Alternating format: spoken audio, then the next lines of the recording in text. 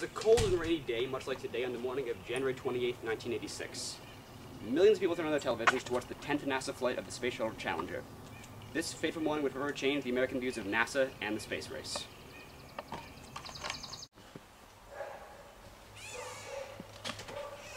It was a cold and rainy day, much like today, on the morning of January 28, 1986. Millions of people turned on their televisions to watch the 10th flight of the Space Shuttle Challenger. This fateful morning would forever shock the world and change American views on NASA and the space race. I'm here with Sam Etchings, a NASA engineer. So Sam, why was launch of the Challenger such a dangerous decision? Well, there were numerous reasons why the shuttle should not have been launched on that date. First, the temperature for this launch was at a cold 31 degrees Fahrenheit, the minimum temperature permitted for a launch. A decrease in temperature highly increases the chance of a malfunction in the O-rings of the shuttle. What function do the O-rings serve? The O-rings are rubber fuel joints that were made to contain the extremely high-pressure gases produced by the burning gas in the fuel storages. With low temperature, minute cracks can form on the rings, and a strong seal cannot be formed. That alone could cause the shuttle to burst into flames. Though that is the scientific reasoning behind the disaster, much of the blame can be placed on the NASA directors and their haste to get the launch off. Sir, we have to delay this mission again. The weather is too cold and wet for a safe launch. No, we cannot delay it anymore. It's already been pushed back 5 times and the Vice President is coming to watch. It has to be today. No, you have to listen to me. It is highly plausible that the cold weather will cause a malfunction in the O-rings. The results would be catastrophic. I'm sorry, but the mission is going forth as planned, so get out of here. Despite the dangers of this mission, it ended up proceeding on the 28th of January with a crew of 7 astronauts, including Christa McAuliffe. Christa McAuliffe. Christa McAuliffe was the first and last teacher in the space project. This project was introduced by Ronald Reagan in 1984 to spark interest in spaceflight. All of America will be reminded of the crucial role that teachers and education play in the life of our nation. I can't think of a better lesson for our children and our country. Over 11,000 teachers applied for this position. It was to be the first time that any ordinary citizen was to be launched into space. Finally, the day of the launch arrived.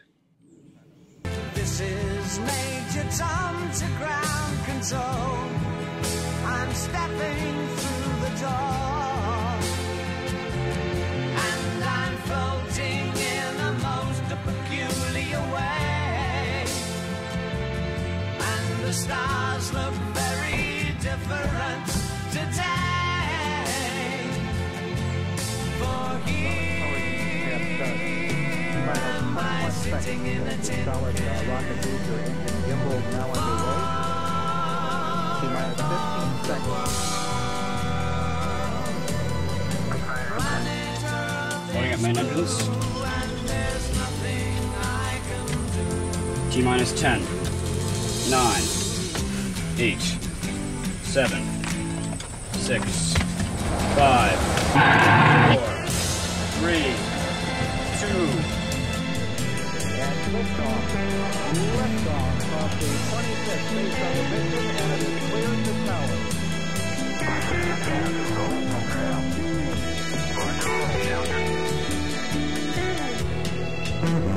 Control program confirmed. Though I'm past 100,000 miles, I'm feeling very scared, and I think my spaceship knows which way to go. Normal throttle. Most of the plane at 4%. I love her very much. Full throttle down to 65% shortly. Ground control to Major Tom, your circuit's dead. There's something wrong. Can you hear me, Major Tom?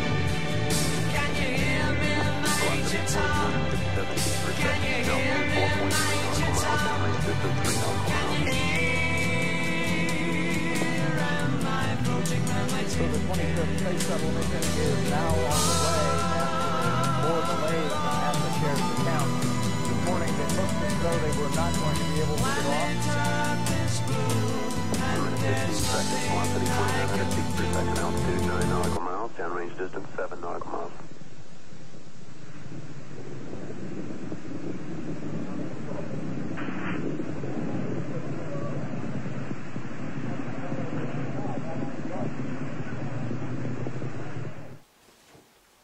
Sadly, only 73 seconds after the launch, the shuttle broke apart into several sections. The crew did not die instantly. It was not until the shuttle fell into the ocean that all 7 members of the crew lost their lives. I was so shocked and confused. I was not sure what had happened for a while because my view was blocked by TV cameras. But I was able to see a short burst of flames and then a cloud of smoke. It was truly terrifying. Immediately after the disaster, NASA shut down any further space missions for the next 32 months. An extensive investigation was ordered to look into the causes of the catastrophe. Questions were raised as to the safety of spaceflight and if it was in the best interest to continue missions.